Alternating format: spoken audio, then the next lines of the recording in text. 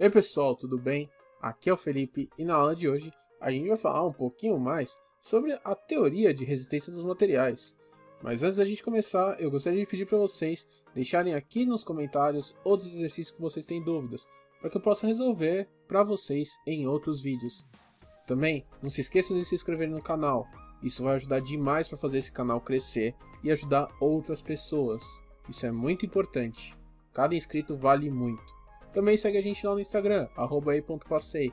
Lá tem conteúdo legal todos os dias. Então, vamos pro vídeo. No primeiro exercício de hoje, que vão ser 3 no caso, a gente vai falar o seguinte. Os vínculos ou apoios são dispositivos que servem para impedir os movimentos, rotações e translações da estrutura. As simbologias abaixo se referem a quais apoios?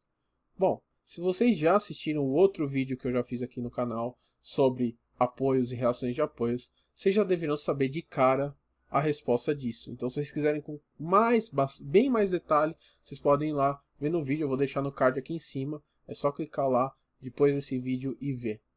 Porém, a gente vai falar um pouquinho mais sobre esse tipo de simbologia. Vocês podem reparar que no item A, ele mostra um triângulo um pouquinho distante do solo, né? Aquela representação de solo que a gente tem bem padronizada, que é um traço com linhas na diagonal. Tá? Esse tipo de simbologia, não tem apenas esse, tem outras simbologias também que a gente pode usar, tá? Para esse tipo de apoio. Nada mais é do que a gente ter um apoio que permite movimento nesse eixo. Ou seja, além dele permitir a rotação, tá? Ele permite a rotação, porque vocês vejam que no segundo triângulozinho tem uma bolinha. Ou seja, se você prender algo nesta bolinha, aí ela vai rodar, tá? Você vai poder rodar como se fosse um braço, né? Um braço, uma manivela que tem um braço que roda, né? Além disso, você pode deslocar para a direita ou para a esquerda ele. Isso quer dizer que ele só está preso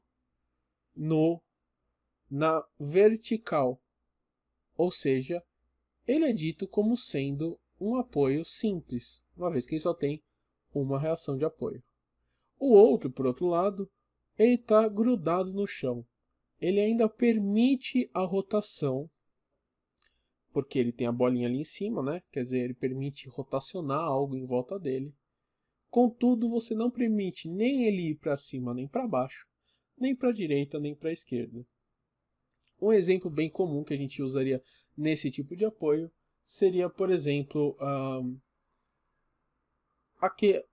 a parte que a gente prende da porta, né? A porta, se vocês tentarem puxar para frente ou para trás, para cima ou para baixo, ela não vai se mover, mas ela consegue rotacionar, tá? Então, esses são alguns exemplos que a gente pode, um dos exemplos que a gente tem do apoio B. E do apoio A, ele é bem simples, por exemplo, você poderia dizer que um dos exemplos que a gente tem é o box do banheiro, né? Vocês vejam que aquela roldana, ela roda, né? Ela anda para a esquerda, para a direita. Ela até conseguiria rotacionar se tivesse só uma roldana prendendo ali, mas ela não consegue ir para cima e para baixo. Mesmo que fosse uma roldana só, ela não iria para cima e para baixo. Beleza, gente? Então vamos passar para o segundo exercício de hoje. Vamos lá. O segundo exercício ele fala: a função estática da barra da treliça é transmitir uma única força na direção do seu eixo. Qual alternativa indica corretamente os esforços nulos nas barras? Bom, ele quer saber que esforço não tem em uma barra. E uma barra é uma coisa bem interessante, porque a barra para a gente é tudo aquilo que pode rotacionar, tá? E se ele pode rotacionar, a gente não tem momento fletor envolvido. Então, se você tiver 2 pinos, né, com uma barrinha no meio, essa barra não vai sofrer momento, porque ela está entre 2 pinos que permite rotacionar. Só existe momento e força cortante, no caso, porque para existir momento, normalmente precisa ter uma força cortante. Não é necessário, mas normalmente precisa ter uma força cortante. A gente só tem momento vetor e força cortante quando a gente está numa viga, que aí a gente tem forças na transversal da viga. Essas forças em barras não acontecem, porque as barras são todas ligadas por pinos. E os pinos não transmitem momento e, portanto, não vão transmitir também força cortante. Eles só transmitem força normal, seja ela positiva ou negativa, ou seja, tração positiva, compressão negativa. Legal? Então, o que é nulo nas barras? É o momento vetor e a força cortante, uma vez que numa barra só tem força normal. Bacana? Então vamos para o último exercício, que ele é bem interessante. O terceiro exercício, ele está falando o seguinte: identifique se são verdadeiras ou falsas as afirmativas sobre as hipóteses de torção em eixos circulares abaixo.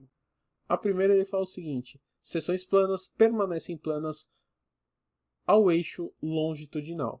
Isso é verdade, né? Se uma seção ela é plana, ela vai continuar sendo plana ao longo do eixo longitudinal. Ela só deixaria de ser plana se ela fosse um cônico, por exemplo. Tá? Então ela é verdadeira. A segunda, não há deformação longitudinal. Quando não há deformação longitudinal, não há o fenômeno de empenamento. Bom, ao que tudo indica, ele está querendo falar empenamento como sendo um deslocamento da linha elástica. E esse deslocamento da linha elástica realmente não vai acontecer, uma vez que você não tenha deformação longitudinal. Tá? A deformação longitudinal só ocorre quando a gente tem momento fletor, não momento torsor. Então, é verdade, não vai ter o fenômeno de empenamento se não tiver deformação longitudinal. A terceira afirmativa: as ações produzem uma rotação das seções transversais no eixo longitudinal. Verdade. Se você pegar, por exemplo, e rotacionar uma garrafa de água, digamos assim, se for aquelas bem fininhas que a gente consegue rodar ela, você vai ver que ele vai rotacionar ao longo daquele eixo. Se aquele eixo é o nosso eixo longitudinal X, então ele vai rodar em torno daquele eixo. Então é verdadeiro. Toda seção sofre uma rotação constante e de pequenos valores. Bom, aí tem um pouquinho mais de teoria por trás disso. Isso não é totalmente verdade. Se fosse só sofrer uma rotação constante de pequenos valores, não é sempre que isso acontece. Às vezes a rotação é constante, mas é de grande valor. Contudo, uma questão muito importante é que ela tem que ser de pequenos valores para que não ocorra uma deformação permanente no nosso sistema. Geralmente, uma deformação permanente que ela vai ter grandes valores de rotação. Tá? Se for pequenos valores, ela está no estado regime elástico, não no regime plástico. E aí sim, isso daí seria verdade. Então a gente pode dizer que ela é verdade. Por fim, mas não menos importante, a gente tem a afirmativa: admite-se que o regime elástico linear do material. Bom, isso é verdade, uma vez que a gente não quer sair no regime plástico. O regime plástico tem deformação permanente e para nós não é interessante. Tem alguns casos que é interessante, mas no nosso caso não é. Então, a gente vai assumir que não vai ter nada do regime plástico e somente o regime elástico. Portanto, todas elas são verdadeiras, no final das contas. Bacana, gente? Então, uma aula um pouquinho mais teórica, para a gente aprender um pouquinho mais. Espero que vocês tenham gostado. Deixem aqui nos comentários também se vocês querem outros vídeos desse tipo ou não. E se tiverem alguma eventual dúvida, beleza?